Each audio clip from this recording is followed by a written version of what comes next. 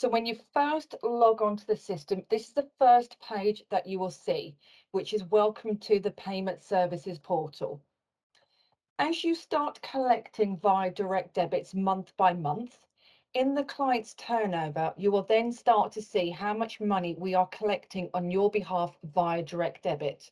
So at the present, you will not see any figures there at the present moment. We then have a message board here. In this message board, if we do any software updates for this portal, or if we have any closures, as we know, Christmas and New Year's as closure dates, we'll always put a message in the message box there. What you also see on the Welcome to the Payment Services portal is client details. And as you can see, what you will notice is when I start using the system, anything you hover over, you will see a little synopsis of what that tab actually means or what information it contains. So in the client details, this will be where you can see all your information that we have on our systems. So it'll have your group name, it will have your company address, postcode, contact number, and the bank details that we're collecting our charges from and we're crediting any monies into. If any of these details change, it cannot be updated on the portal. You will then need to contact London and Zurich. And there's a few ways how you can contact us. The first thing you can do is we have this little bot here, where if you've got any questions, just click on that. You also have the Contact Us bubble at the top.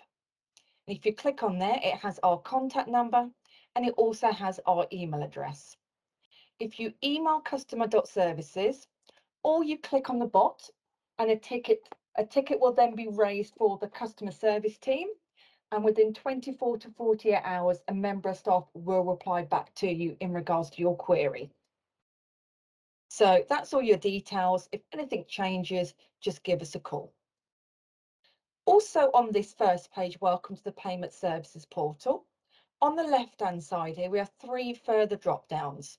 We have client history, change password, and user admin. So if I go into client history first, in here, this will give you an audit trail of any activity or action yourselves have done on all your customers on the account. So what you can see here is that on the 26th of April, there was an existing user added. We also had an instruction from the bank for one of the customers. We've also cancelled a direct debit. We've had some more reporting from the bank. So it's just giving you a quick snapshot of the last comment made on your customer's account in the client history. And I will cover these comments in more detail a little bit later on. Next one is change password. So the password that we've assigned to you, we always recommend that you do change it to something more memorable. So when you do log on, do go to the change password section, input the password we've assigned to you, choose a new password, reconfirm that password, and then just click update. And that has then changed your password to something more memorable. And the next section is user admin. Now, this is where you are able to add any additional users who need access to the London and Zurich portal. So all you would do is go into user admin, click add user, pop in the username, pop in the full name, provide an email address, and then assign them a security level. Now there's 4 security levels. Limited access and read only are very, very similar, as in those levels, that member of staff can only read the information on the system. So they're not able to add any customers or add any collection schedules for direct debit. They just purely can read the information. And then the difference between limited access to read only, with limited access, that member of staff has read-only access, but that member of staff cannot view any of your customers' bank details. So that is completely blocked out for limited access only. User and supervisor, They both have the same functionality, as in both user and supervisor can access all reports.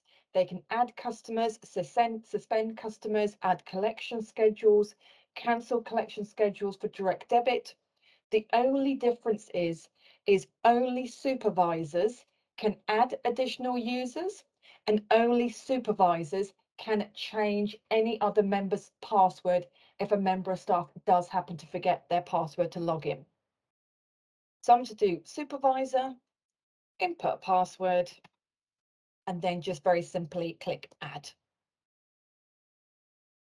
And that person's now been added onto the system. You then provide them with the login details and the password that you've set them up for, and they will then be able to use the system as per normal. If you added an employee and that employee left the business, now there's one thing the system will not allow you to do is delete that member of staff from this user admin list. The reason for that is due to GDPR and data protection, as if we remove that member of staff from the portal, it will then remove any work that they have done on your customers' accounts. So then their name has to remain on the system. The only thing you can do if an employee has left is go into the user admin section, click on edit, change their supervisor access to limited access only, and then change their password so they do not know what it is to log in. Click save, and then that member of staff cannot access the portal, be it on their smartphone, tablet, iPad, or computer. So that's what those three tabs mean there. So now if we click direct debits at the top, and when you click direct debits at the top, that is the main part of the system you'll be using. The first thing you will see is a dashboard. Again, your dashboard will be empty because you're not yet currently collecting via direct debit. But as you start collecting via direct debit, the graph will grow. And what it's showing to you is in the month of April, there was 14 active direct debits that we are collecting for yourselves. If there's anything in amber, that's letting you know that that account is suspended. And I'll explain to you what the terminology suspended means a little bit shorter as well. And then if there's any accounts that have been declined, that will be in the red colour. In the second graph, this is showing to you month by month how much we are collecting successfully, how many payments have failed, how many payments are due to be collected, and so forth in the colour coding. Again, I'm going to cover shortly indemnities and what not processed mean, so don't worry too much in regards to that terminology just yet. If we now go on the left-hand side, when we click direct debits, we have three further drop-downs: customers, collections, and reports. I'm going to first cover customers, and if we click on that, you then have three further drop-downs: list customers, add a new customer, and upload customers. If I first go into list customers, as it says, this is going to be where you will see all your customers that you have added onto the London and Zurich portal. When you first go into the customer list, in the quick search, it will always default the most recent customer added. So if you were going to do a search in the customer list for a specific customer, always choose a drop-down, select all customers. And you do have further drop downs if you want to do any additional searches. And it's now selecting all my customers. And then if you wanted to see just which customers we are actively collecting direct debits for, so none of the customers that have left, none of the customers that have cancelled their direct debits and no longer require your service, just the customers that we are purely collecting for that are active. Then go into the status and do the drop down active. And as you can see in the status, it's now showing all your active customers that we are collecting a direct debit from. If you want to see which customers' accounts are being suspended, the same principle, click suspended, and it will list all the customers' accounts that have suspended.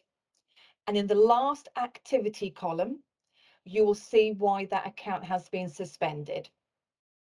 And I will cover these terminologies when we go into that section.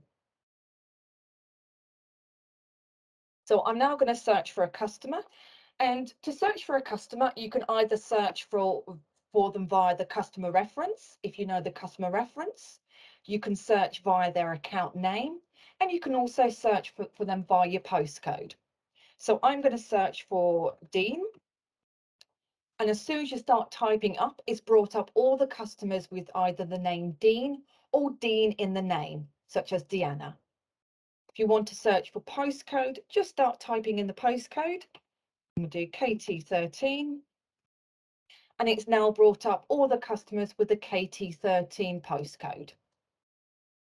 Once you've located the customer, you then just click on the customer reference and it will take you into the customer's account.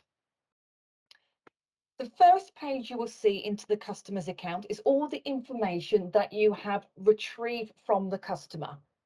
Now, for you to get all this information here, name, address, postcode, bank details. To get their bank details, we have provided you with the direct debit mandate and also the direct debit paperless script. With the direct debit mandate, you can either email that to your customer or send them to your customer with any agreements for them to sign and send back to you.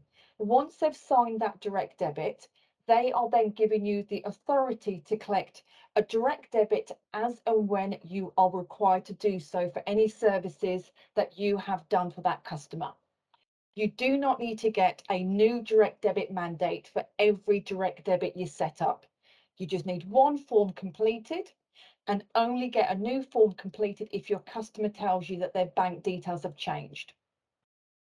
Then with the paperless script, this is where if you don't want to get them to fill in the paper mandate and you're speaking to the customer over the phone or face to face, you can use that paperless script, read it out over the phone or face to face, word for word, and that way you can also obtain all their details and authority for a direct debit to be set up. If you do use a script, once you've used a script and you've got the information, you can then straight away add them onto the system. So that's why we provided you with the direct debit mandate and the paperless script. If you're going to use a direct debit mandate, when they send it back to you, please keep a record on your file. So either save it in a filing cabinet where it's locked and secure, or save it on a safe place on your desktop. And the reason for saving it is just in case any dispute arose where your customer stated, well, I did not authorize this direct debit, you have that as proof that they have signed and authorized a direct debit to be collected. So that's for yourselves to keep on file. So that's where you get the information here in the customer details. If, say, for example, you've added a customer and they gave you a call and said, my bank details have changed, or my email address has changed, or my house address has changed. In this first page in customer details, if you click on edit customer details, any parts that are white, you're then able to make any changes. I'm going to change this to Simon Test. I'm going to change the email to info@gmail.co.uk. I'm going to change the bank details.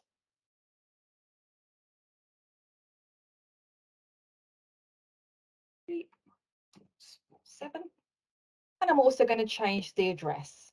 So I'm going to pop in B38 9NY. Your address. Choose the address number. Once you've made any relevant changes, you then very simply click Save Details. As you can see there, it says a debit name is too long. We only require 18 characters. Now, if that ever occurs, all you need to do is delete a couple of characters until that gets removed.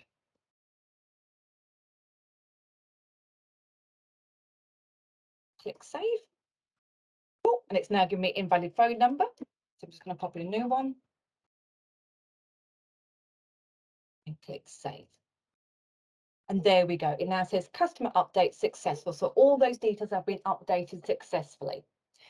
In regards to the debit name, if you do need to chop the debit name because it is longer than 18 characters, it will not affect the direct debit being set up. As long as the sort code and account number are correct, and we do not receive any notification from the bank letting us know that those bank details are invalid, it will be set up. So do not worry if you do have to shorten the debit name. It does not affect the direct debit setup. The next tab is now collection schedules. And as you can see, as I hover over it, this tab will contain collection schedules that have been set up for this customer. What I mean by collection schedules is direct debits that have been set up for your customer. So once we click in there, we can see there is one direct debit set up for £50 to collect on the 25th of May 2022. It's going to be every month and it's going to be continuous. What we mean by continuous is that the payment will never stop. It will keep on being collected every single month until yourselves or until your customer says, can you please cancel that direct debit? If you needed to add any additional direct debits, you are able to do so. You are not restricted to adding just one direct debit for your customer. In your agreement, you have been allocated 2 collection dates, which means you're able to collect from all your customers on 2 specific dates, i.e. the 10th and the 20th. And by having all your collections on all those 2 dates, you will then not incur an additional £5 additional file fee or additional date. If you did need to add an additional date, as I mentioned, it's just £5 per extra date. So if you did 10, 15th and added the 20th, we're only going to charge you £5 per extra date, regardless of how many customers you add on the 20th. So to add another direct debit collection schedule, you very simply click on Add Collection Schedule. Once you click on it, you have 3 options. You have single collection, you have regular collections, and you have single collection, then regular collections. Single collection, this is where you're just doing a once only payment on your set dates. So it could be for some additional work you've done for your customer. It could be for a missed payment, because one thing our system will not do is if a payment is due on the 20th and we attempted collection and it failed, we will not keep re-attempting that payment. We try it once, the bank will advise it's failed, and then the onus is down to yourselves to then set up a single collection to recover that missed month's payment. And when I go to the reporting section, that is where I will cover where to see any failed payments that you've received. Regular collections, this option you will use if you're setting up the monthly continuous payments, or if you have a monthly payment, but it's going to be fixed over a specific number of months. For example, it could be a 6-month subscription, 12 months, 24 months. You would use option 2. And then single collection and then regular collections. This is where the first month's payment is either a different amount or a different date to the ongoing monthly or fixed term collection. As I know, sometimes with some gyms that we have on board, the first payment may be prorated, it may be a little bit more or a little bit less than the ongoing monthly subscriptions. If that's the case, you would use option 3. So I'm now going to show you how simple it is to add each individual collection schedule. So click on single collection. As soon as you click into it, the bank will always show to you the nearest date that we can do the collection. And it also states it here. So the earliest date we can collect is the 6th of May, because the first collection for a new account is 6 banking days after the account setup. And also any further collections is also going to be 6 banking days from today. If the 6th is not your chosen date, just click on the calendar and choose your assigned date. And I am going to use the 28th. As you can see, the 28th falls on a Saturday. If that is your chosen date, do not move it to Monday the 30th. Keep it to the 28th, as our systems will know that the 28th is a Saturday, and it will then collect it on the following Monday. If the Monday happens to be a bank holiday, again, our system will know it's a bank holiday and collect it on the 31st. But because you've stated your original date of the 28th, and we've collected it not on the 28th, but on the 31st or the 30th, you will not be charged any additional file fees of £5. So that's why it's always important. Choose two dates. You do not need to advise London and Zurich of the two dates you've chosen. Stick to those dates and it will keep your costing down. So I'm going to choose the 28th. And very simply, just pop in the amount that you'd like to collect just for once only on the 28th. £59.99, and simply click submit. And we can see there that that payment's now being set up, and it's a one-off payment. It's active and it's going to be collected on the 28th of May for £59.99. Now, once you've added a direct debit collection schedule onto the system, our system will automatically send advance notices to your customers via email. This is a banking requirement that all customers receive the advance notice. And what it will state in there is that a payment is going to be collected by London Zurich on behalf of yourselves. It will state the date of the payment, the 28th of May, the amount of the payment that's been added, and how often that payment will be collected, whether it's going to be a one-off or a continuous payment. And that will be emailed to them 6 working days before the actual date of collection. So that's why it's important that when you do add a customer, and when I show you that section, you do always have a valid email address for that customer so we can issue the BACS required email to them. So now we're going to add another collection schedule, and we're going to choose regular collections. Again, I'm going to choose the 28th. Now, if you are going to set up multiple direct debits for the same date, the amounts will need to be different.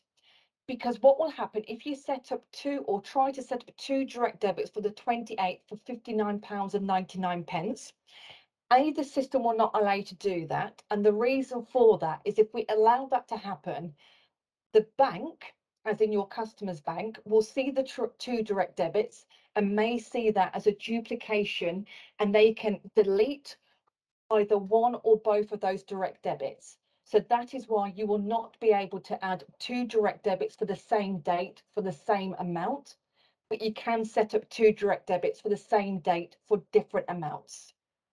So I'm choosing the same date. This time I'm going to put in £69.99. And this is where you'll choose how often you would like us to collect that direct debit. And you have all these options available here for you: monthly, quarterly, biannually, annually, weekly, or full weekly. Just to recap, if you do choose anything such as weekly or full weekly, you will then incur the additional file fees because you're adding more collections for that customer. I'm going to keep it simple and choose monthly. This section here, fixed and continuous. You keep it as fixed if you want to collect £69.99 for a set number of months. For example, they've signed up for 12 months. So I'm going to pop in 12 months and I'm going to click submit now. And we can see there now we've got £69 on the 28th, and that's monthly, and it's only going to be for 12 months. After the 12th payment has been collected, the status will then show as completed, and there'll be no further payments collected after that 12th one, and then it's down to yourselves to add up a new collection schedule. If you wanted to set up continuous where there was no breaks, again, choose option 2, regular collections. We're going to choose the same date. And we're now going to choose continuous. And again, click submit. And that has now been set in place. I'll do it up there. It is. Now it's been set in place. And then the last collection schedule is where the first month is either a different date or a different amount to the ongoing fixed or continuous payment. So we're going to stick to the first as to the same date, but the first month's going to be a little bit higher. The ongoing collection is then going to be on the 28th of June. And it's now going to go down to £99.98. It's going to be monthly, and it's going to be fixed. And then there's going to be 11 payments of £99.98, because including the 150 and 99, that's 12 in total if you're doing it over 12 months. So that's now being set in place. And then the same principle applies if you're going to do continuous, going to the 28th.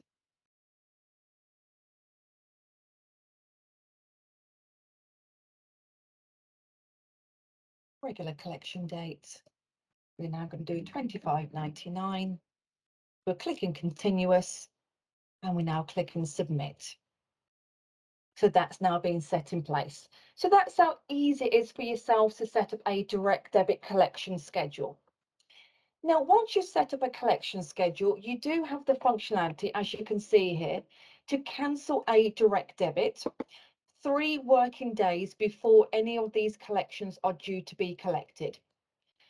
If you wanted to cancel on the 27th, it would be too late. And the reason for that is 3 working days before the 28th is when we send the electronic file to all your customers' banks requesting that the direct debit be collected on the 28th. So once we've sent the file, we cannot retrieve it back. So if you did happen to have an instance where your customer called you a day before the payment's due to be collected, said, I'm so sorry, I will not be able to pay that direct debit. Can you please stop it? You will need to advise your customer that they need to cancel it via online banking, over the phone, or go in branch to get that cancelled. But yourself and Londoners Europe will not be able to stop that on your behalf.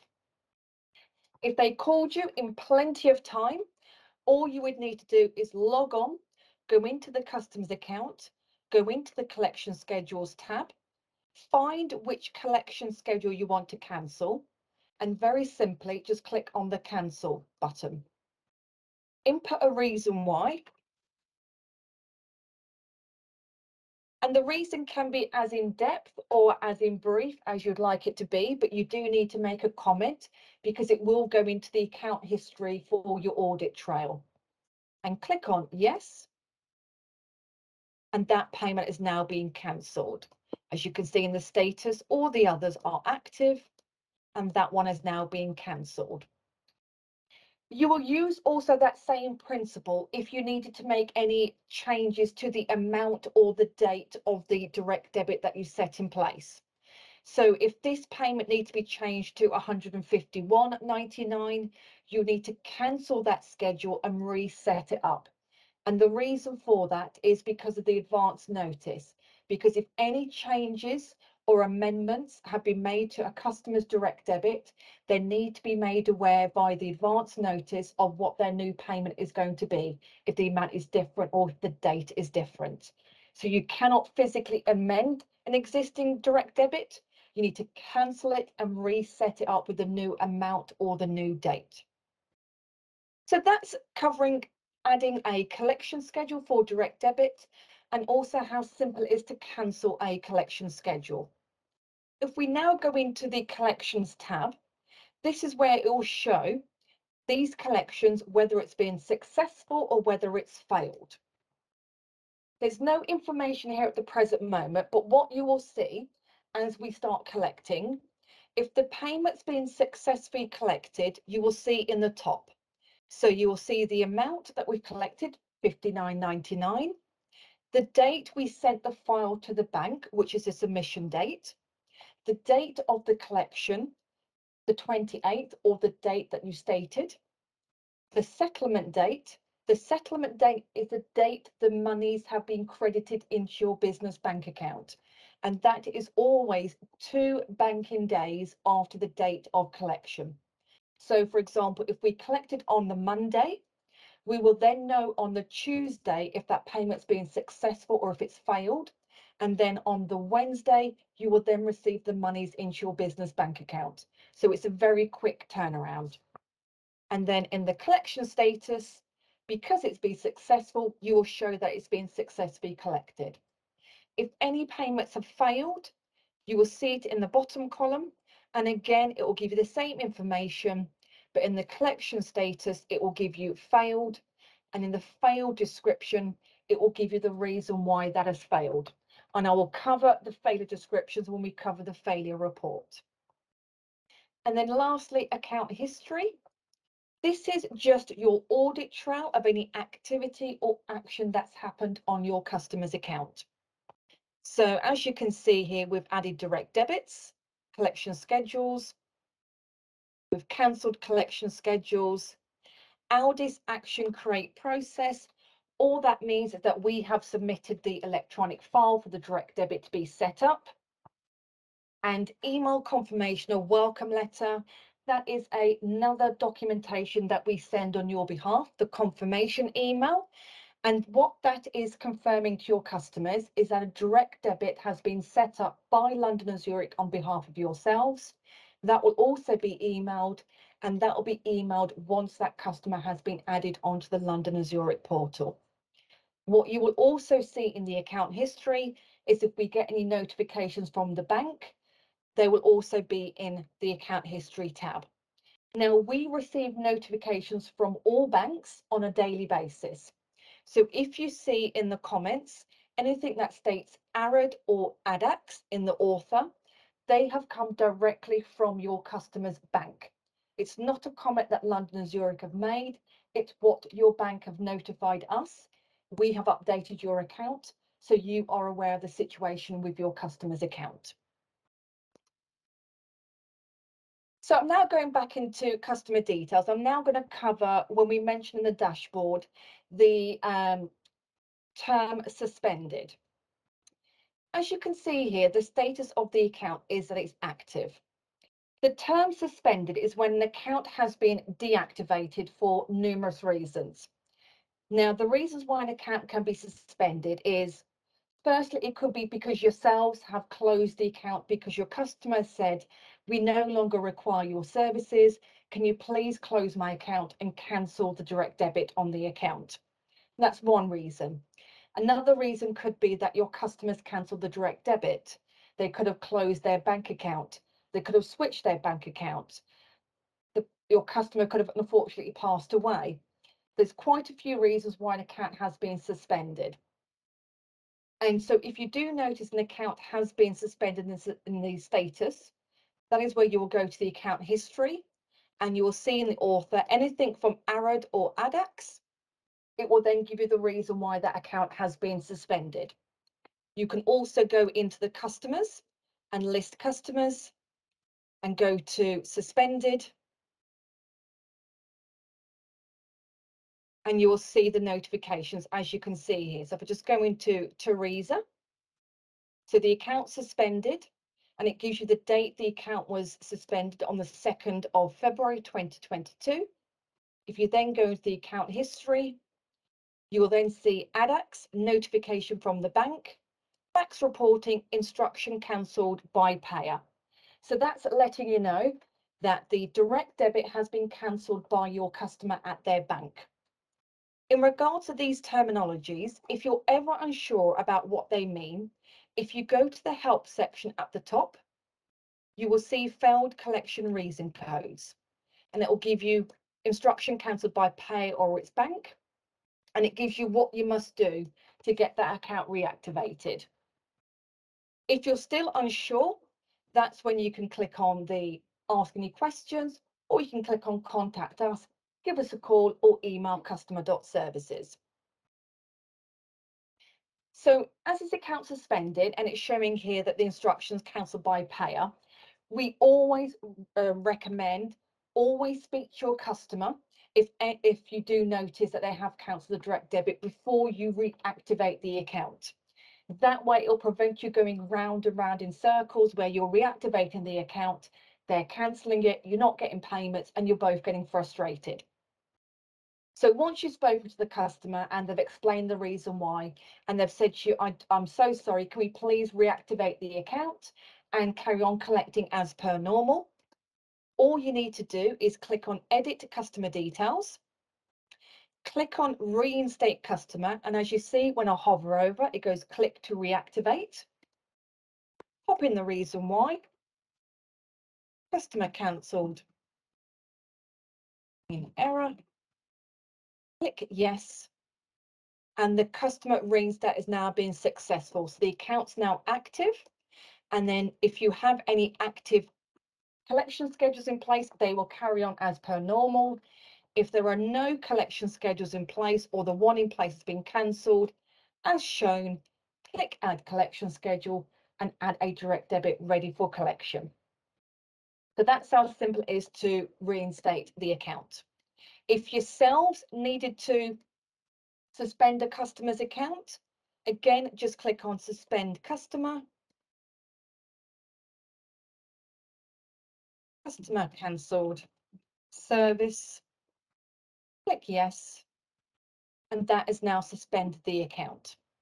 If any collection schedules here are showing as active, they will not be collected because the main status of the account is suspended. So we will not collect any active direct debits.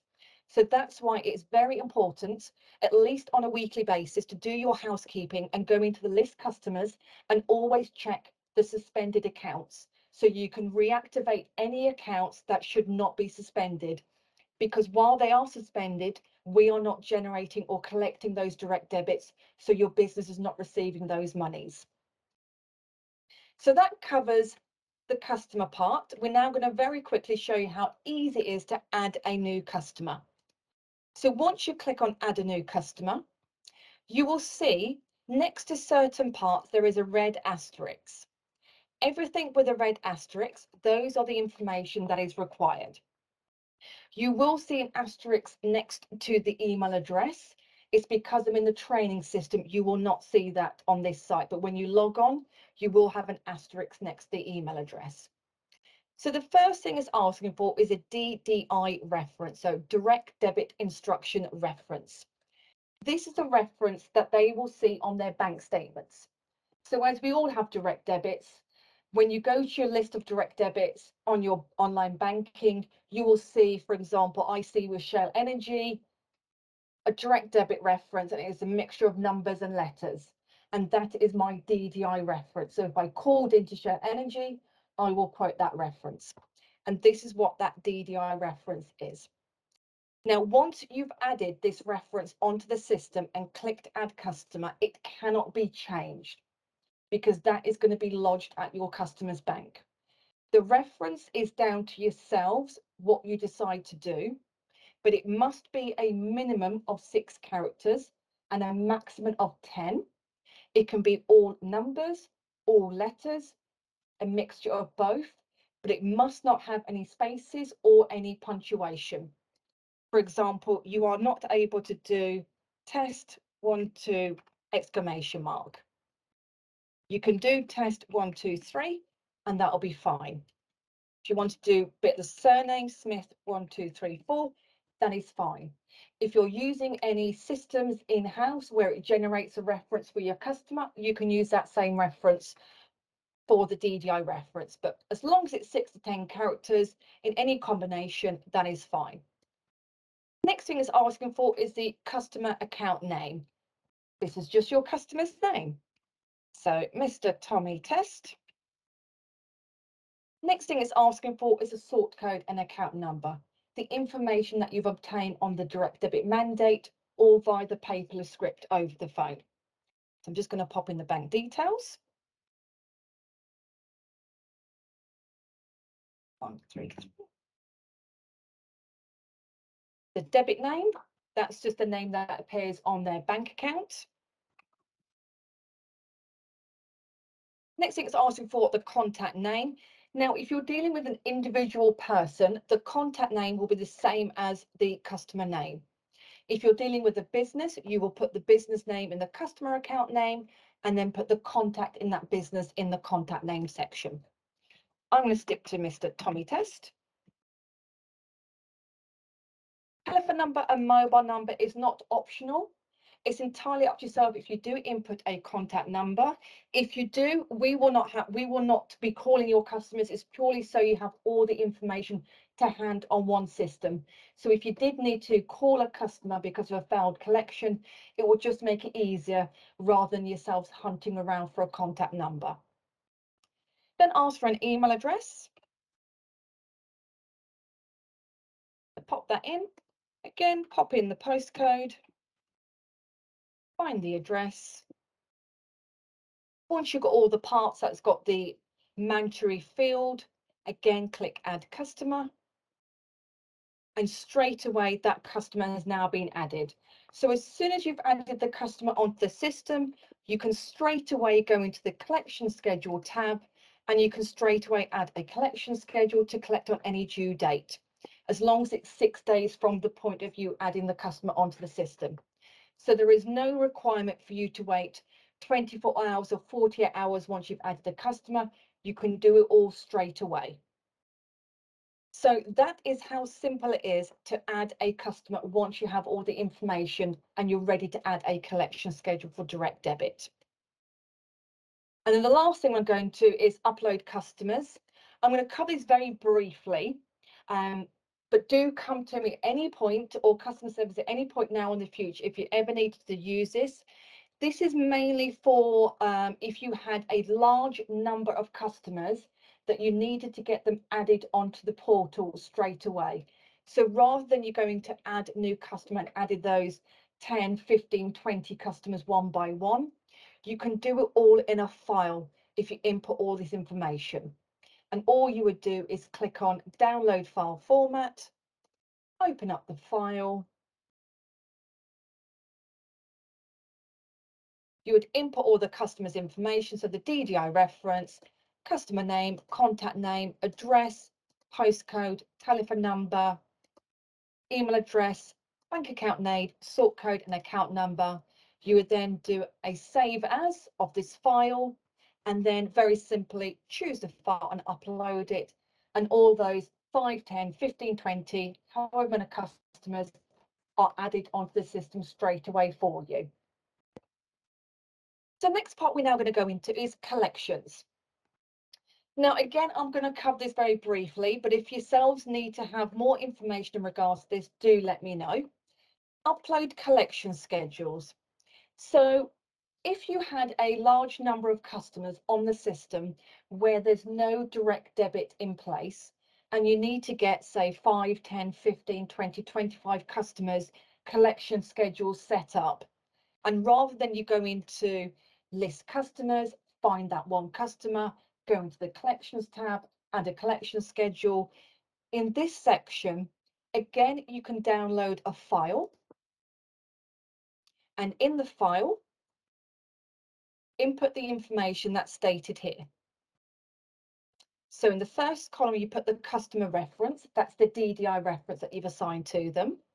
You then put the date of the first collection, the date of the first amount, the regular collection date, the regular collection amount, regular frequency, and if it's monthly, pop in 1, quarterly 3, and so forth, and then a number of regular collections. So if you wanted to go every month, you pop in 0. If you wanted it over a fixed number of months, you pop in how many months? 3, 6, 9, 12, 24. You then populate that file, again, do a save as. So you're always saving in that file format, the CSV, delimited. Once you've saved that file, again, you choose that file in the upload collection schedules, and then you upload the collection schedules. And then for all those 5, 10, 15, 20, however many customers are in that file, all those collection schedules have been added on for you, saving you the time of having to do it one by one. Next section is upload collections. Now, this is where our clients who have variable payments on a month-to-month basis, so it may or may not be relevant for you, but I will still cover it. So this is where 1 month the payment's £10, the next month the £15, and rather than you add a one-off payment each month, you can just submit a file for us to do the collections. Now, all you need to do is click on the download file format with customers. And what it will then provide with you is a list of all your active customers down below. So these are all my active customers that I can add a collection schedule. You pop in the dates that you'd like us to collect. And then very simply, you start to find customers you would like to add. So I want to add Philippa. So I've just highlighted Philippa and that's now been added to the file. I want Rachel. I want Colette. You can also do a search here. So I want Diane. So once you've highlighted as many customers as you would like us to collect on the 28th, click on download, open up the file, and it's now giving you all the information that you just highlighted. Excuse me. So then now all we need to do is pop in the amount in column C, as you can see here, the collection amount. We've already got the reference, we've already got the name, we've already got the amount, we've already got the we haven't got the amount, we've got the dummy field and we've got the collection. So all I'm going to do is now pop in the amount, and then I'm going to do a file save as. I'm going to save it in my folder. Just want to make sure I know which one it is. And then very simply choose the file that you've just saved. Then click Upload Collections. It now gives you a validation output, and it's letting me know that that file has been processed successfully. The validation checks are all okay. So all those collections have now been added for that date for all those different amounts. To check that file, you can also go to Collection Upload History, and it's now showing the file that I've just uploaded. It's got all the information that I've just uploaded. If you then did this and you thought, oh, crumbs, I made an error, I've got all the amounts wrong. As it states here, a file can be cancelled 3 days before the collection date.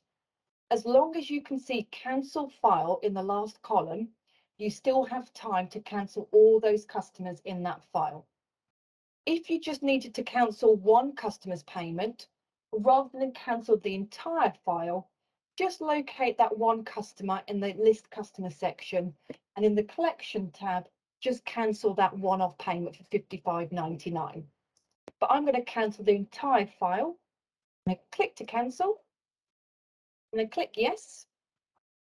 And now that entire file has been cancelled, and I'm now able to re-upload a new file with new amounts.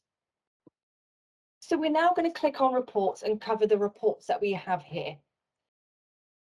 There's quite a few reports. I will go through all of them, and then it's down to yourselves which one you would like to use or view on a regular basis. So the first report I'm going to go into is collections. This report will show in the date range you've stated which customers' payments have failed within that date range, which customers' payments have been successful, which payments have been unprocessed, and any indemnity claims. Now, what I mean by unprocessed is this is where an account has been suspended, but there is still an active direct debit on the account. Because the account's suspended, as I mentioned, we will not collect any active direct debit, so it will always show as an unprocessed payment. So if you are going to suspend any accounts, always ensure that any active direct debits have been cancelled, so you're not getting loads of unprocessed payments in any of the reports that you're generating. So this has now listed all my customers within that date range. Now in the collection status, if I just want to see just the failed customers within that date range, I'm just going to click on failed. And it's just listed all the customers' payments that have failed within that date range. If you want just unprocessed, you click on unprocessed and it gives you all the payments that have been unprocessed in that date range. And if you want just successful, click on successful and it's giving you all the successfully collected payments within that date range. What you will always also see with all the reports, you can make a copy of them. You can export it into CSV, Excel, and also PDF if you needed to send the information to any other member of staff who do not have access to the portal. So in this report, it shows in whatever date range you have made, which customers' payments have failed, which have been successful, any unprocessed payments, and any indemnity claims. It also gives to you the date you've sent the file to the bank, the date of collection, also gives you the date the money's gone into your business bank account. So the next one is failed collections. This report does exactly what it says on the tin.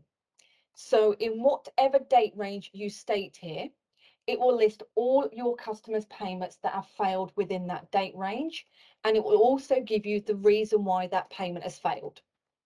So it's giving you the customer reference, it's giving you their name, it's giving you their contact number, which is why I mentioned if you do have a contact number, do add it on, because when you are looking at the failed collections report, it makes it very easy and efficient for you then to give the customer a call because you've got the number straight away in the failed collections report.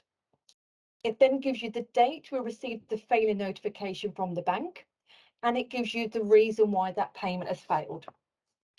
This is the most common reason for a payment to fail, refer to payer. And all that means is that there was insufficient funds in your customer's bank account on the date of the direct debit being collected. So they just did not have enough money to cover that direct debit. And again, with all these failures, we will not reattempt any DDs after we've collected once.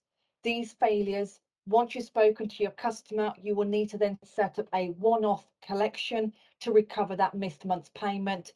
And that's where your 2 collection dates come in handy. So that's the failed collections report. Next one is indemnity claims. Now, what an indemnity claim is, this is where your customer, for whatever reason, and there is numerous reasons, have stated to their bank that they did not authorize the direct debit to be collected. The bank under the direct debit guarantee will then refund the amount that the customer has claimed. And that's what the indemnity claims queue is stating. Now, if any claims we have received from the bank, yourselves will receive an email notification letting you know that this customer has made a claim for this reason. If you do get that email, that's where you can contact London Zurich and we can advise you if we can challenge it on your behalf. If we can challenge it, we would ask for supporting proof and then we'll make the challenge. If successful, we will then get that money back from the customer and we will pop that money back into your business bank account. The next one is the summary of payment activity and schedule report. Now, in this report, it allows you to see your customers' collections in the past, present, and future. So if you wanted to see historical payments, you would go to this report. If you want to see what payments are due to be collected in the future, this is a report to go to as well. So if I choose today's date and take it up until the end of the year, I'm now going to see what monies are due to come in by direct debit once they've been collected. Okay, so the data is now being loaded. So what is letting you know in this box here is letting you know that within that future date range, that is how much is due to be collected via direct debit. It then gives you the dates we're due to collect in the future, how much we are due to collect on those dates, and the date the money is due to go into your business bank account for those future payments. It will then list at the bottom all your customers that we're going to collect within that date range. If you then want to look at a historical date range and you want to see which payments have failed, which have been successful because you're doing some reconciliations, just choose a future date. So it's letting me know within that month in 2017, we successfully collected just over £23,000. There was a total of £543 of failures. There was no indemnity claims. There's only £35.25 of not processed payments. It then gives you the dates of when we've collected in that month. And this is showing how much has been collected in the past. Next report is collection schedule. And all this report is letting you know is within that date range, what customers have a collection schedule within that date range. It gives you the information as the amount of the collection. It will give you the date the collection. It will also give you the date the payment was processed, and it will also give you the date the payment has been settled into your business bank account. So it's letting you know whether that payment's been cancelled or completed, whether it's a one-off or continuous. It will let you know whether it's failed, whether it's been successful. Schedules near completion. This is where you will go to see if you do any fixed term collection schedules, when they are due to end. So it's letting me know within this date range, this customer's payment is due to end. And then last but not least, payments. So this is showing to you every time we do a collection, it's letting you know the date we've done the collection, how much we were scheduled to collect on your behalf, how much has failed, and how much money has been credited into your business bank account. When you click on the blue band, it will then give you the complete breakdown of all the customers we've collected on that date, and it will let you know which customer's payment has failed. And that's in the payments report. So it's a really good report to have a look at if you want to see who we've collected on a specific date and which payment has failed, if any. And then lastly is invoices, and this is just our invoices for our charges. We will raise our invoice on the first working day of each month, and we will collect our charges on or around the 15th of each month via direct debit. So please do not pay us by bank transfer for that invoice. We will collect it automatically. And we always collect our charges in arrears. So for example, the 1st of May's invoice will be for any customer setups and any transactions that we've processed in the month of April. And that has concluded the training session.